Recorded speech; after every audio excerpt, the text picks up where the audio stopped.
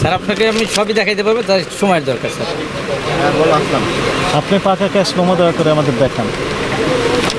সেটাই বের করার চেষ্টা করতেছি। কোথায়? মোবাইল না, ডাইরেক্ট দেখান। না, ওটা মোবাইলে দিয়ে দিতাম, প্রিন্ট আউট। এটা কি লেখা আছে? সাদাবাহার 6500। কিনেছেন কত করে এটা?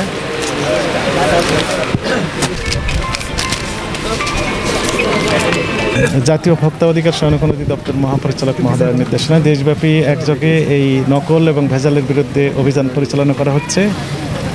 ঢাকা মহানগরীতে 13টি টিম কাজ করছে বিভিন্ন গুরুত্বপূর্ণ মার্কেটগুলোতে। তো আমরা এই টিম এখানে এসে যেটি দেখলাম যে কসমেটিক্সের ক্ষেত্রে একটা অরাজক অবস্থা বিরাজমান।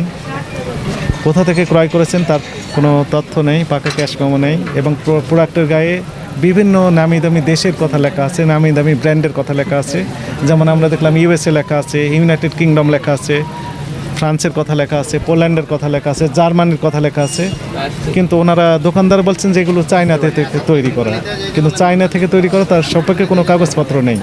বলছেন যে চকবাজার থেকে ওনারা নিয়ে আসছেন, কোন দোকান থেকে নিয়েছেন সেটিও লেখা নেই। লেখা আছে হোয়াইট হাউস। হোয়াইট হাউস কোথায় অবস্থিত সেই তথ্য ওখানে লেখা নেই, কিন্তু বাংলাদেশি টাকায় কত টাকা দাম সেটি লেখা আছে।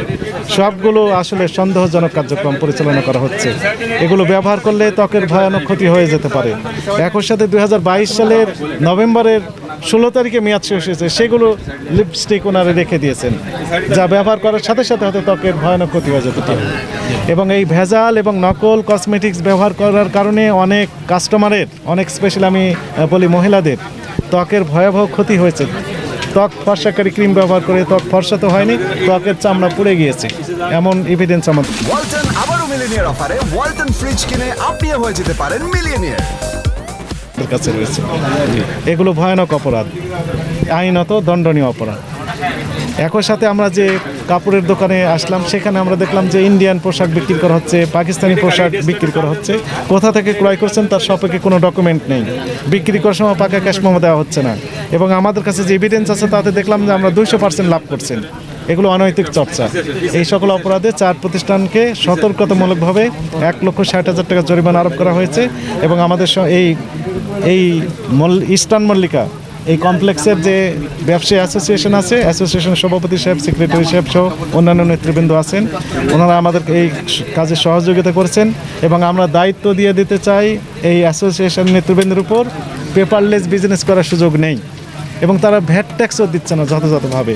একজন বড় ব্যবসায়ী বলছেন যে প্রতি মাসে 2,500 টাকা ভ্যাট দেন, আসলে এইটাও দেন কিনা এটাও সন্দেহজনক বিষয়। আমরা আহ্বান জানাবো ইসিআর মেশিন চালু করার জন্য। এখানে স্পষ্ট যে ভ্যাট ট্যাক্স সরকারি ফান্ডে জমা হবে, কাস্টমারও একটা ক্যাশ মেমো পেয়ে যাবেন। জনস্বার্থে আমাদের অভিযান অব্যাহত থাকবে। 3-4 বছর আগে বলছেন যে 3 বছরেরও বেশি সময় আগে ইন্ডিয়ান ড্রেস কিনে রেখে এখন বিক্রি করছেন। এগুলো দুঃখজনক বিষয়, কারণ 3 থেকে 4 বছর আগে যে ড্রেস সেগুলো স্বাভাবিকভাবে এগুলো কোয়ালিটি নষ্ট হয়ে গেছে, এগুলো তো এখন বিক্রি করার কথা না। এবং কী রেটে কিনেছেন তার সপক্ষে তো কাগজ নেই, এবং বিক্রি করছেন অনেক রেটে, হাই রেটে। Unethical business. বিক্রির ক্যাশ মেমো দেওয়া হচ্ছে না, বিক্রির ক্যাশ মেমো দেওয়া হচ্ছে না তো। আর আমাদের কাছে কিছু এভিডেন্স আছে, সেগুলো আমরা দেখলাম যে 200% পর্যন্ত তারও বেশি লাভ করছে। এগুলো টোটালি অনৈতিক চর্চা। সব কিছু মিলে আমরা এই স্যাটিসফাইড না এই ব্যবসায়ীদের প্রতি। এখানকার আমরা দায়িত্ব সম্পূর্ণটাই দিতে চাই ব্যবসায়ী অ্যাসোসিয়েশন যে নেতৃবৃন্দ আছেন তাদের উপর। এনারা যেন এগুলো সব ঠিকঠাক করে ফেলেন। Thank you.